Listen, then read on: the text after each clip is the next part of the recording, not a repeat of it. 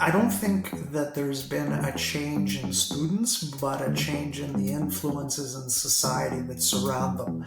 What is different is some of the influences that are available to those young people in society that are having an impact on how they learn. But in terms of what they bring to the table, Jay, no, I don't see any difference.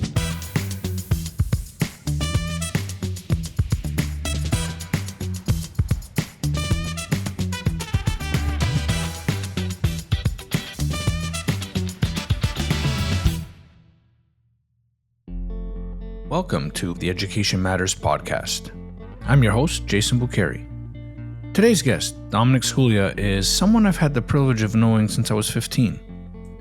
Dom was my first basketball coach, but after some persistent encouragement and successful recruiting, he became my rugby coach for 4 years and eventually my phys ed teacher as well.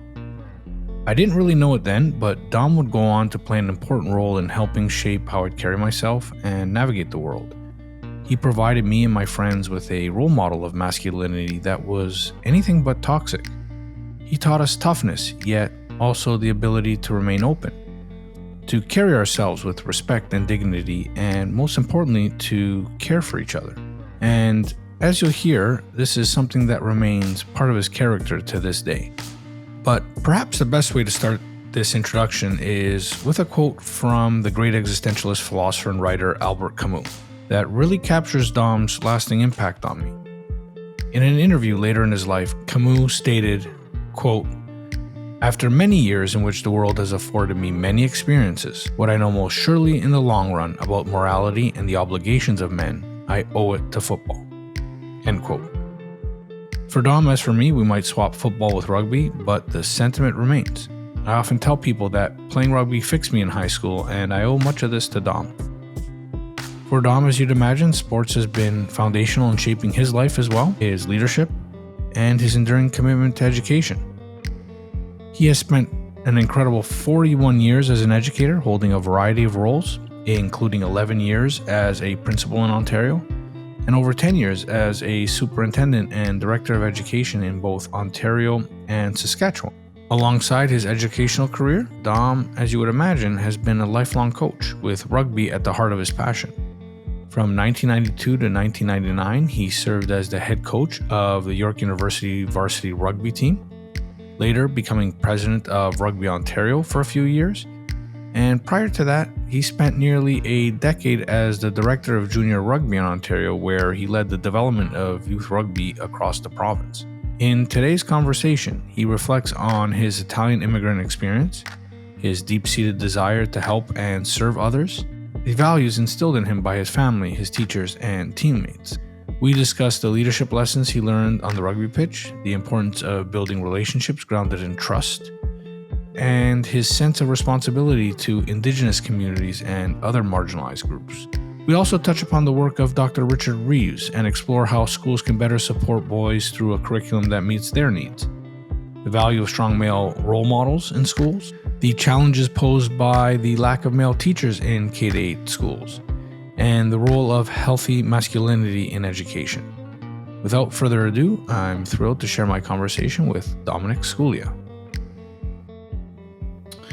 All right, Mr. Scuglia, thank you for joining the podcast. At this stage, I would have given you a proper introduction and probably some of our shared background.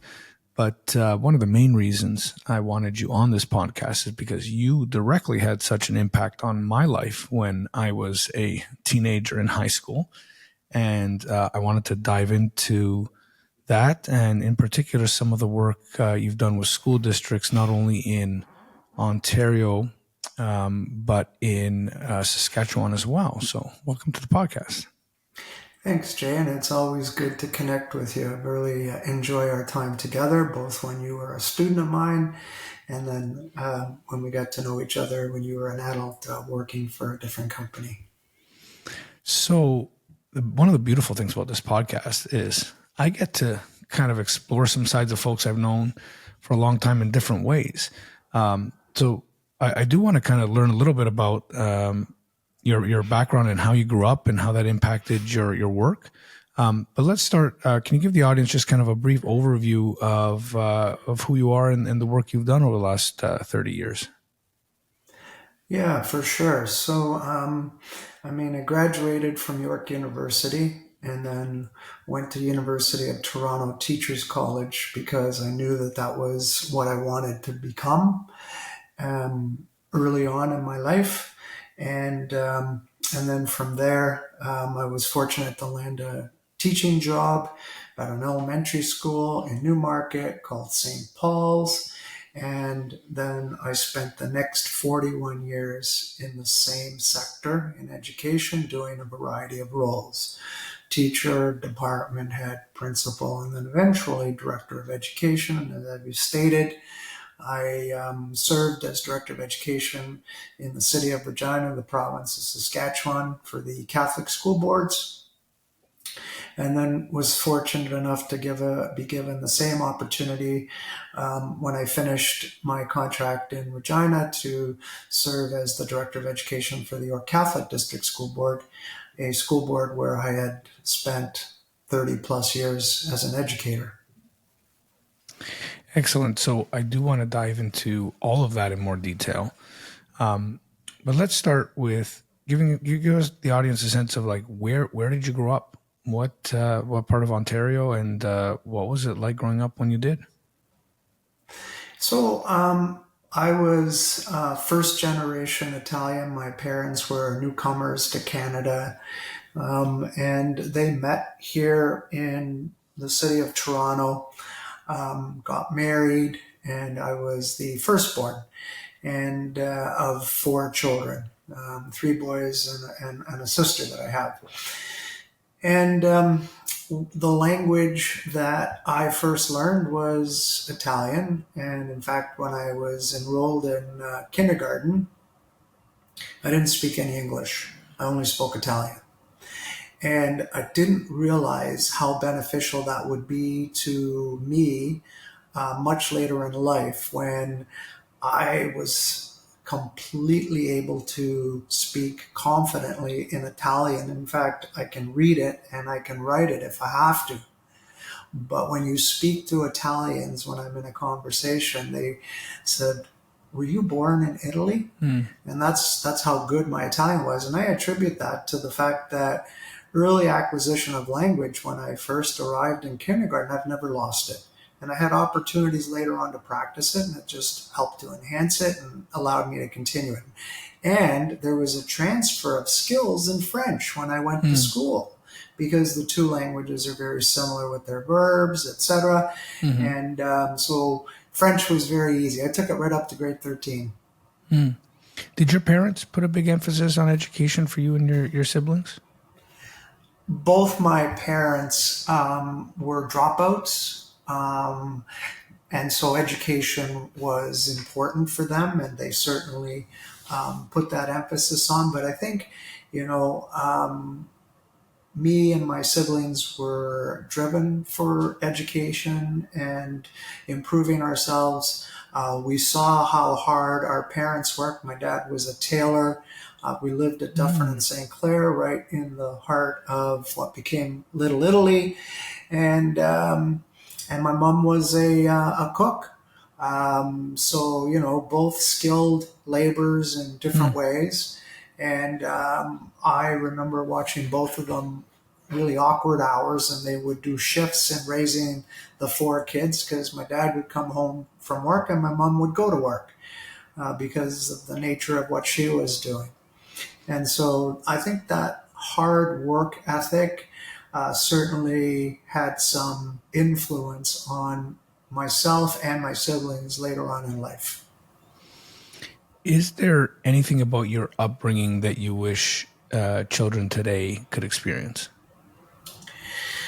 Yeah, one of the things that I experienced as a child, and I reflect on it, and I'll get grief from my own children, of which I have three, in raising them, is that we had no organized sports available to us. They probably were, but my parents being immigrants, Immigrant families, we didn't. I mean, the only organized thing I ever remember being a part of was the Boy Scouts. And I remember religiously going once a week to the meetings. I really enjoyed them. I was a cub and then I was a scout, the camping outings. And one time, and I don't even remember how this happened, but I signed up for lacrosse, which was just a terrible mistake because I ended up taking a beating in that sport, not having any skill. Coach, I remember, was such a generous and gentle man and saved me a lot of times by pulling me off when he saw that I was taking a beating. But whereas my own kids, their lives were completely structured from the morning they woke up. I remember between my wife and I writing dates in the calendars just so we can keep their schedules coordinated, because we were, going in 3 different directions often with the 3 kids. My daughter was a competitive swimmer and the 2 boys played competitive hockey. And so it was busy. And so I would say that's probably the biggest distinguishing factor in the way I grew up and my kids have grown up. So is there anything from that maybe more unstructured kind of environment that you wish kids had today? Like let me ask you the question a different way. As a child growing up Dufferin St. Clair area, how did you play as a child? What are your earliest memories of play? Well, it was free play, and it was organized by us, and we made up the rules, and we did what we wanted to do, whether it was play tag or fort, or make our own hockey nets with 2x4s, carry them to the schoolyard or to the local street, and just play pickup hockey, thinking we were Phil Esposito or Bobby Orr. Whereas nowadays, parents are invested with significant amounts of financial commitment and time commitment, which, to a certain degree takes away from that whole family dynamics if you're not intentional about putting time aside to break bread together as a family and enjoy a meal and just say, how are you doing today? I remember as a child that the time for us for supper was sacrosanct, and everybody was at the table, and it was non-negotiable for anybody to miss. So that was definitely a difference, and that I cherished, because my mom was a great cook, and so was my dad, and I loved coming home to home-cooked meals. Excellent. So tell me a little bit about your education. I'm always very intrigued by first-generation immigrants and how they found their way into the education system. I, like you, spoke Italian going into JK, and I have some funny stories about not understanding. The teacher actually got a spanking, if you can believe that, still happening in the mid-'80s. Not that I'm not overly traumatized by it, but my parents were the first generation to go to school, and it was because on both sides, the parents were adamant that they become the first educated generation because it led to greater opportunities. It sounds like your parents had that same kind of structure for you, but how did you find your way into university? How did you find your way into what you wanted to study? So that's a really good question. I think, we as young people instilled that into our consciousness intrinsically. We didn't really look for extrinsic ways to have that instilled in us. I don't remember, my parents really understanding what university was, or college for that matter. And just saying you need to go to school was the most important message that they kept delivering to us. And so I sort of had a major curveball thrown at me when I was in grade 13, because there was labor strife that took the teachers out of the classroom and onto the streets in November of my last year of high school. And it was a strike that lasted into February. So for many of my classmates, and we still see each other, so we get together once a month at a local establishment in Vaughan, those that are able to attend, and we still reflect on that last year of high school and how it influenced certain kids' pathways, because some dropped out of school, some didn't come back. And when we did come back, I'll never forget, the teachers were in a frantic rush to get whatever curriculum that they were able to put in front of us that was going to help us prepare to be successful in our post-secondary destinations. I remember dropping all kinds of courses because I realized that those courses, A, weren't for me, and B, weren't going to help me to get into the post-secondary school that I wanted to, which was University of Toronto. And at that time, University of Toronto, the entrance requirements were far above what my high school marks were. So I was accepted at York, and that's where I ended up going. Well, that's another thing we have in common, same alma mater. When it comes to your learning, what do you remember as the first thing that you loved to learn? Yeah, it's funny how it kind of evolved for me, but always standing up for the marginalized was something that I recall as a high school student. And I remember I was sitting in a phys ed class. It was a health class, and there was one of my classmates sitting in front of me who was being tormented by two other classmates, and the teacher wasn't present at the time. The teacher was late arriving. And so this is going on and on and on. And I'm sitting there, I was right behind him, and I was seething, listening to this. And finally, I don't know why, but I stood up and I just started yelling and telling those two boys to stop. It was like everybody in the class all of a sudden focused their attention on that moment. And then, I went to York University, and I took one of my college tutorials was the final solution, and I found myself surrounded by classmates that were children of survivors, and not really understanding the Holocaust really at that point, and just listening to the anger of my classmates. The professor was a rabbi, and he did a marvelous job of guiding non-Jewish students in coming to a place and working together in collaboration with our classmates that were Jewish.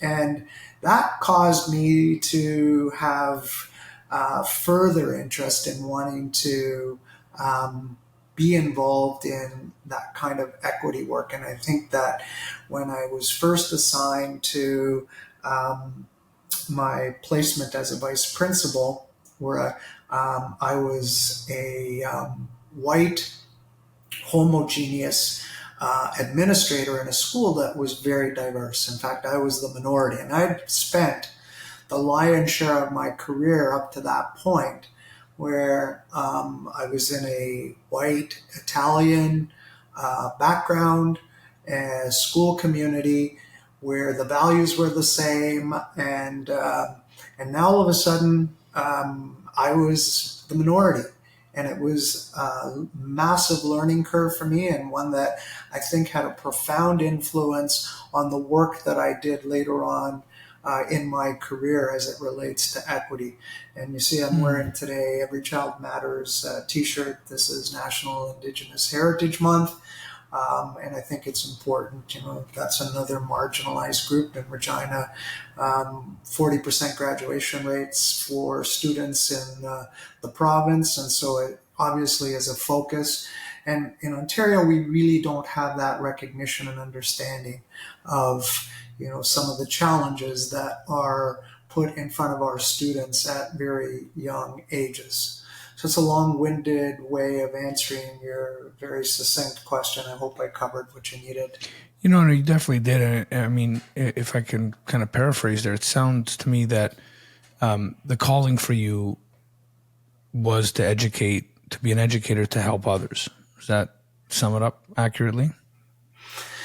Yeah, I mean, again, we were chatting earlier about three people that I spend a lot of time listening to and reading about, and that's Brene Brown, Adam Grant, and Simon Sinek. And it's never about you. It's about what you can learn from others. And so I guess in answering your question, yes, I felt that I was called to service to help others for sure. But I learned just as much from the others as I hope I was able to impart on them. That's nicely put. The other thing I wanted to talk to you about and kind of share our experience together with the audience is the role that sport has played for you. I met you before you were a teacher of mine. I believe you were my coach in 2 sports, right? Before I ever had you as a teacher, you coached me in basketball, and you told me, in not these words, but essentially, listen, little short Italian kid, you're okay in basketball, but you should come play rugby with me. And I don't think I ever even heard of rugby at that point, but you invited a number of us out and showed us what the sport was all about. And the real reason that I bring this up is because I've been saying for years, as an anxious teenager trying to understand who he was and what role I was going to play, as a friend, as a family member, as a functioning member of society, I had no idea until I played rugby. And rugby fixed me, is how I say it. As a male that had all this energy, that had all this angst, I developed friendships, I developed bonds. That still to this day, when we see those teammates of ours, we still have that kind of unspoken bond that we matured together, let's say.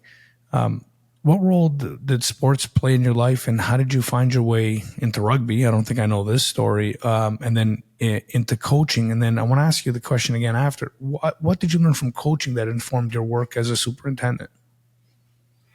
Yeah, so I was introduced to sports at high school, and I wrestled, and I played rugby and football. So I'd say those were my 3 major sports. But before I even got there, I was big time violinist.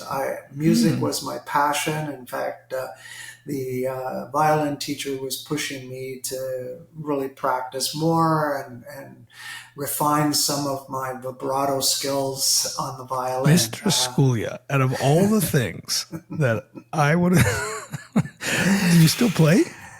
I do. Oh my God, how did I not know this? It's not one that comes to the forefront because I don't spend a lot of time talking about it, but it's had a profound influence on me in many ways because it's introduced me to many genres of music that I never would have come to appreciate as a result of that. And so it came to the point where the pressure was on to make a decision. Was I going to specialize in music and make the kind of commitment that my teachers were asking of me, or was I going to look for another way to fill my cup? And like things like you got to keep your nails sharp, and playing sports, you were hurting your fingers, you were hurting things that you needed to be able to perform. And so I made the decision that I wasn't going to specialize in music, and I moved away from it, and I moved into sports. And both areas had incredible teachers who I learned many things from. But I would say the area of leadership is the area that I learned the most from are the teachers who I had in my high school.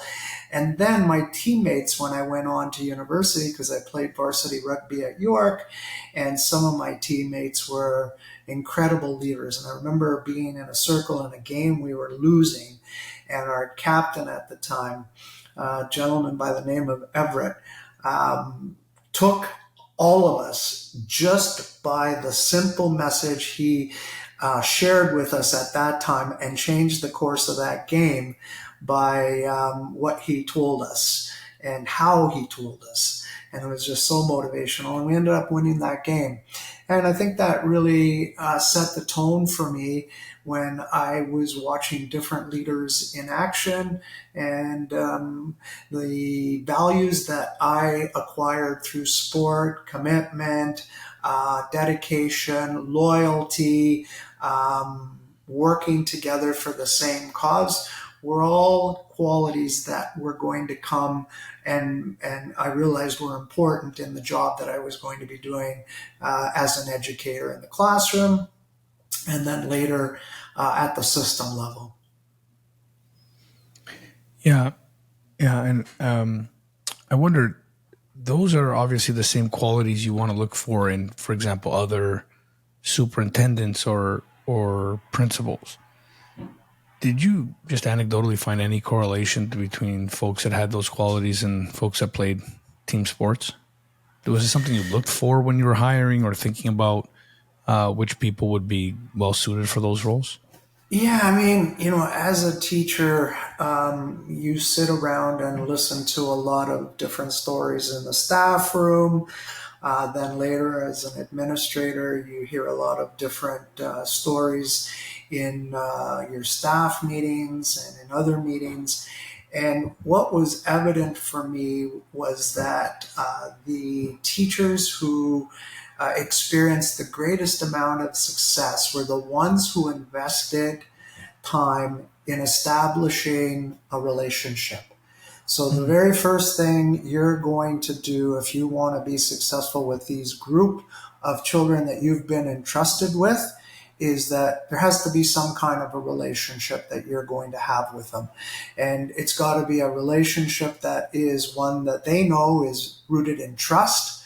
And that to me is the most important quality you can bring to that relationship, because from there, then you can build other pieces in getting the most out of that young person, in helping them find their pathway to success in whatever it is going to be much later on. And I'll share with you because I went out west, and so I stopped coaching. The last team I coached was 2016. And then for the next 8 years, I was director of education in the two provinces, so I didn't do any coaching. And in February, I retired. So when I retired, I had several invitations from schools in York region to come back and help coach. And so looking for a way to give back, I decided that I would take up one of the schools in the offer. And I went back to the high school, and I spent the last 2 months helping the teacher coach a group of 14 and 15-year-olds. And so the first thing I asked the teacher to do was give me the class list, the team list. And so I would go home and I would go through the names, and I would try to connect the faces to the names. And when we took attendance, I said, I need to have you put your hand up when I call out your name so I can make a connection to the name and the face. And within a couple of days, I knew every player's name. And so I was able to, establish a name to a face. And I think that really helped me in my ability to connect with these kids.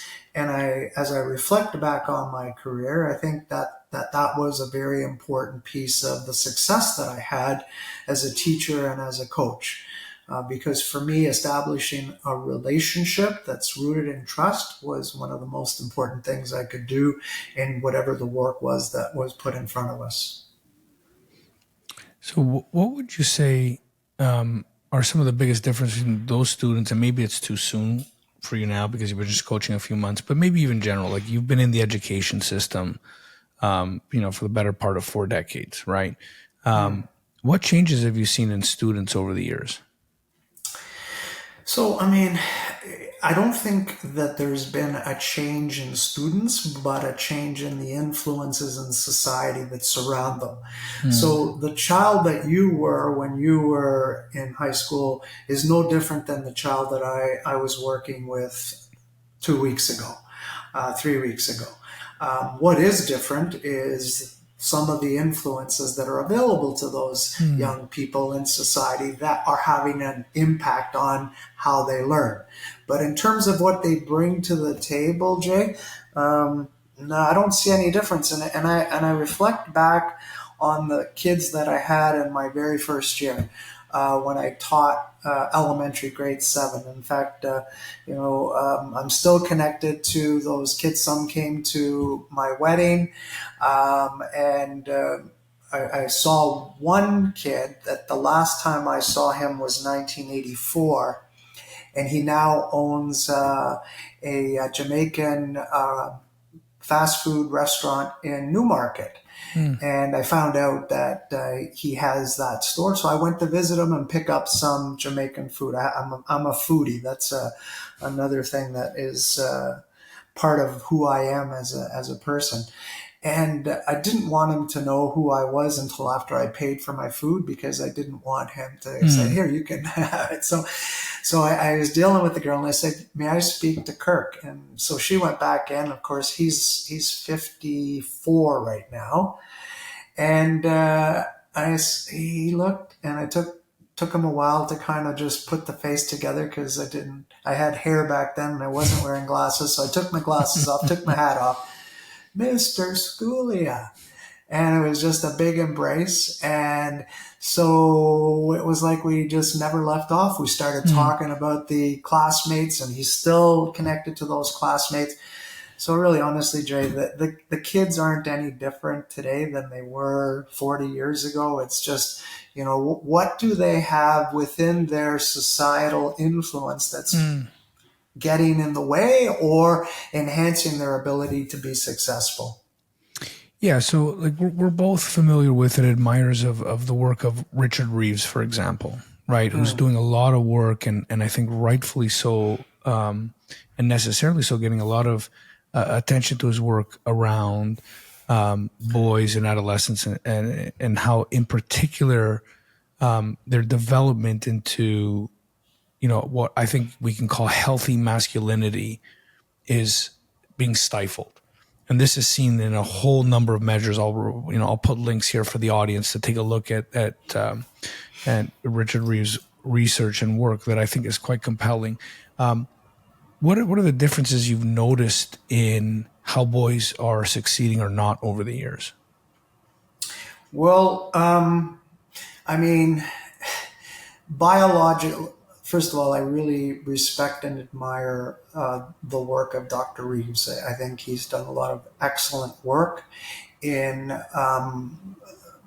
bringing forward a concern for us in society that is relevant and true and needs to be addressed.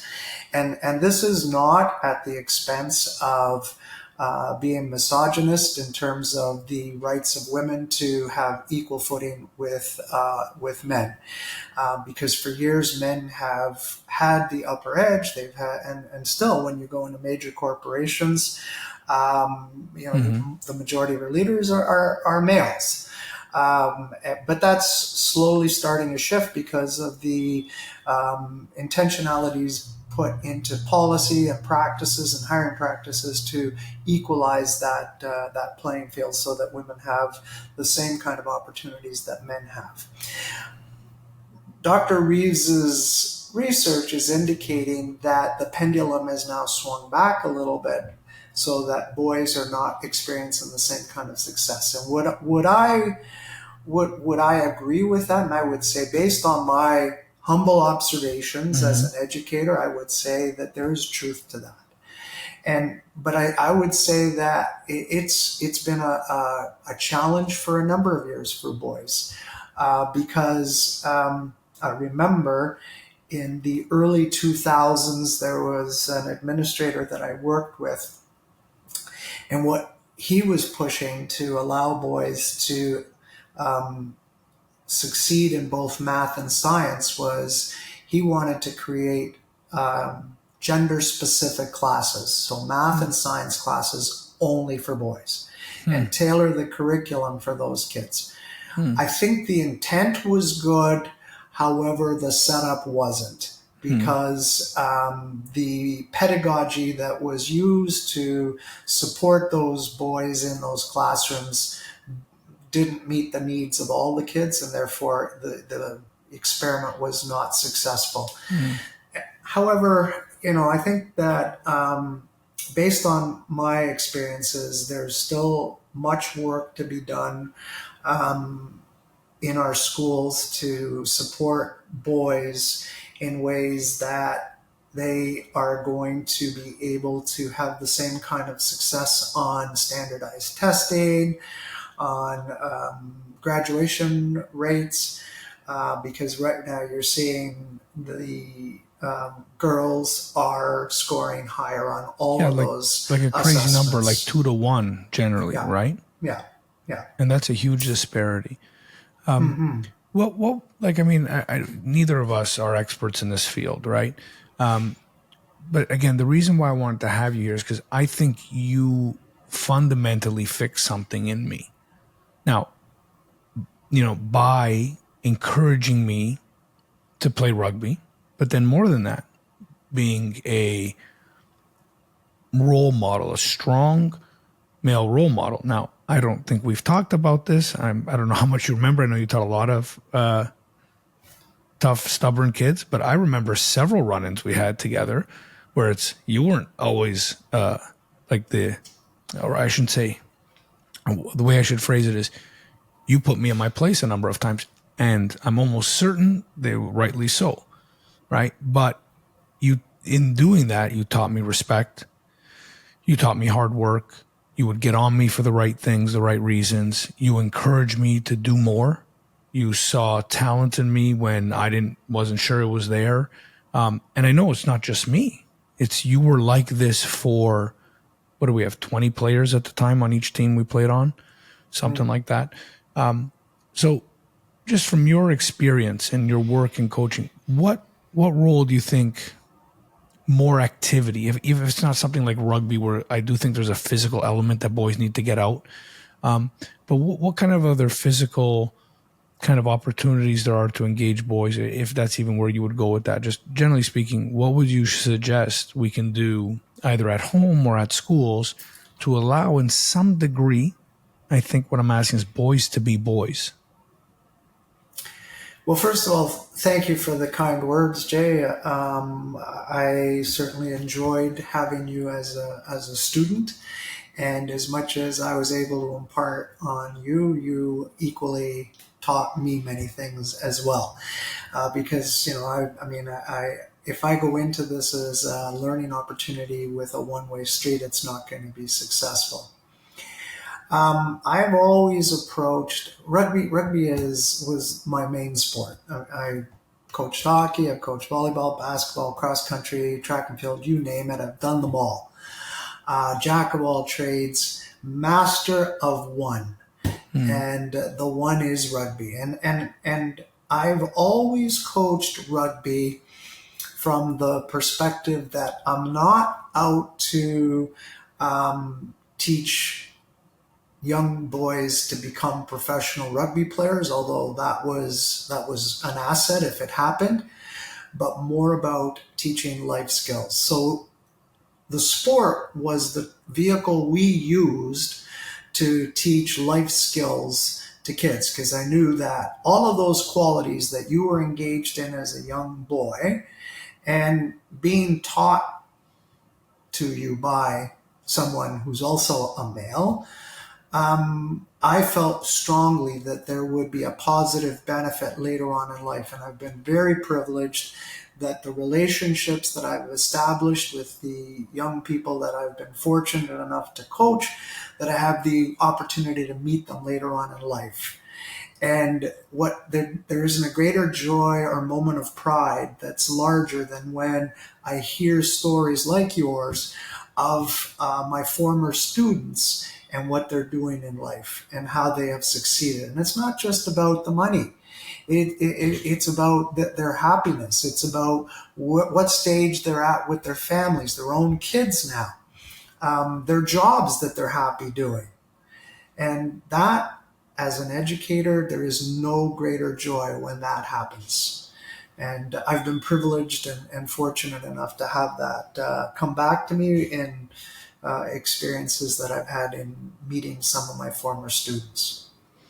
So, as someone that's, still coaching, right, after all this time, and I'm sure even in your in your role as superintendent or director of education, you took those skills and viewed part of your role as coaching the next generation of leaders to step up in the school district. But in particular, with all the men and boys you've worked with over the years, what have you learned about masculinity? Or to ask this question a different way, what does it mean to be masculine? Yeah, I mean, it's a very important question and distinction we need to make today, because the stereotypical male exhibits tons of machismo, and is strong, is A the center fighter, of attention, the right? fighter, aggressive, all Loud. of those qualities. And what I've learned in my role as an administrator and as a director is that there are many boys who don't fit into that stereotype. Mm-hmm. And I think that, the pandemic that we've just recently experienced certainly has exacerbated that understanding, from the point of view that we've entered a society that is very divided.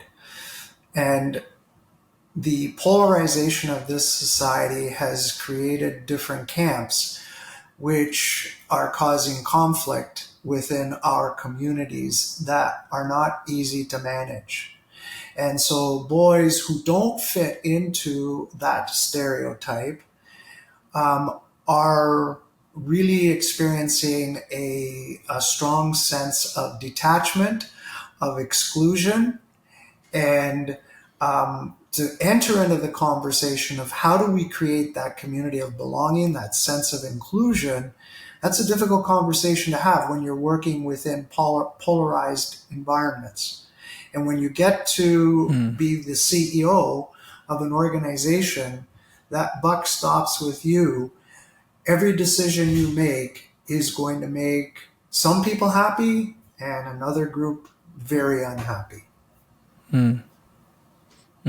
Yeah, I mean, I like that. First of all, you make that distinction because, even in the era I grew up in, there was like our fathers, my father, your father, and probably the fathers in between, had that model of the John Wayne type of dad, the strong, silent type.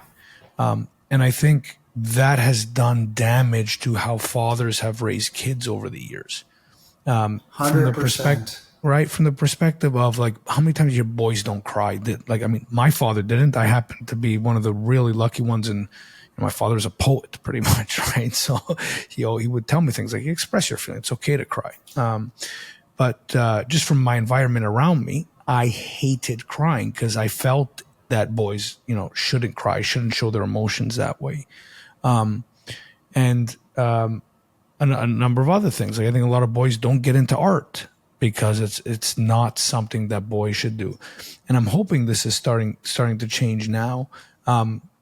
So I want to ask you, what can we do to structure the education system so not only we kind of redefine what masculinity is, and I do think, by the way, strength is part of what it means to be masculine, and it can be a variety of different types of strength. It doesn't always have to be physical. But what can we do to better structure the system so boys have a better chance of success and being comfortable in their masculinity? Yeah, I mean, I think you were caught off guard when we started our introduction on this podcast that I played the violin. Mm, And that's not something that you knew about me, but may be perceived in certain circles as not necessarily a masculine quality. mm, And for me, I think it's important that the male role models for young kids allows them to express themselves unconditionally in mm, any way, shape, or form they want without judgment. And I think for some people in my position who have positions of responsibility, whether it be a teacher, a coach, or a CEO, if you don't communicate that allowing that individual to express themselves in the way they want and that all things coming to the table are allowed and acceptable, then we will continue to perpetuate the stereotypes. So it's important that there's a paradigm shift in how we train our people who will be going through teachers college, administrators who become principals in schools, that they have that awareness and that understanding that, in order to break down those stereotypes, we have to model that it's okay to be who you want to be. And you can do that and be loved unconditionally by me as your teacher, as your friend, and you won't be judged for what you bring to the table. Yeah, now tell me if you agree or disagree with this. I think one part of that mentorship or modeling, as you phrased it, is not enough elementary school age boys see male teachers. There is a serious lack in the profession. That's a fact that we could provide data to support what you just said, and certainly visually from my visits to schools when I go through a K-8 school, it would not be uncommon for me to walk through that school and encounter no male role models.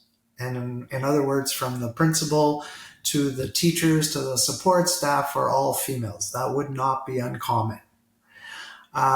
You're starting to see a shift, but that shift is slowly. But then, in high school, you'll see more males, but where you'll see more males is you'll see them in the sciences, you'll see them in the maths, and whereas in the literature, the histories, you're going to see more females. And so again, we perpetuate those stereotypes by the role models that end up in front of those classrooms with those young students. And we can extend that to also include, our racialized communities that they don't see themselves in their teachers either. And that's another area that, we need to work at. Although I know that's not the focus of this podcast, but I did want to mention that. Yeah, I know, and certainly can be. I mean, to me, the reason I bring it up is because we look at all the problems, and you talked about the polarization, and some of these are massive problems and will take years, if not decades, to solve. But what I'm particularly interested in exploring in this podcast are some really practical solutions, right? Like we can have in Ontario, say, where we both of us are today, a concerted effort to make these kind of hires that make a significant impact of just having the right type of people in the right spots for the next 10 years. Just by virtue of showing up every day to work, right? And that's a practical solution to me. So that seems very, very, very feasible. And that these are the kind of things that I don't think we talk about as an education group, those of us that are interested in impacting education enough. What are the things that we can really influence our governments to make some concerted efforts to try to achieve, right? And I think this is one of them. But on that note, let me ask you, as someone who's, pretty much seen and done everything in the K-12 system over the years, if you look forward, let's say 50 years into the future of the K-12 education system, and just let's say generically in Ontario, Canada, say, what does that look like for you? Does it look great? Does it look scary? What are the things that you see, again, time horizon 50 years out? Yeah, I have to be honest with you. I'm always the glass half full optimist. And I believe that, you need to model optimism for young people to be able to have hope for their own futures. But I look at our global society and I'm worried. I'm worried because of the polarization that we're seeing, not just within our own local communities, but right across the world. We can look, south of the border in the United States and see that polarization where there are two different camps on just about every single issue. I think we would be remiss if we didn't talk about our responsibility, as Pope Francis has reminded us through his encyclical Laudato Si, that we need to pay attention to the environment. If we don't, we can do whatever we think we're going to do to help prepare people for their future, but that future is looking glim unless we pay attention to what's happening to our environment. And that, I think, is part of the social justice teaching that we have to instill in our kids, so that they're not taking their plastic bottle and throwing it just anywhere. In fact, maybe moving away from plastic bottles and using more sustainable types of things. So, and of course, the governments that are in conflict and war, the conflict that's happening right now in Poland, in Ukraine and Russia, the conflict between Israel and Hamas, and the other conflicts that are happening in Africa. Although they're localized conflicts, they have the potential to become something that would bring about another global war. And so those are things that really concern me. And I think it's important for us as educators that we prioritize the discussion in our classrooms around how to navigate some of those challenges in the future. I'll reference a Holocaust survivor, God rest his soul, Max Eisen, who was a good friend and an incredible human being who survived Auschwitz. And I'll never forget, he always started his presentations with, "It always starts with words." And so words are very powerful and will guide different societies in different directions depending on what you say, who you say it about, when you say it, and how you say it. And I think, the most powerful tool we have to change that narrative, and again, I'll quote another powerful leader who was the person who led the Truth and Reconciliation 94 Calls to Action, Justice Murray Sinclair.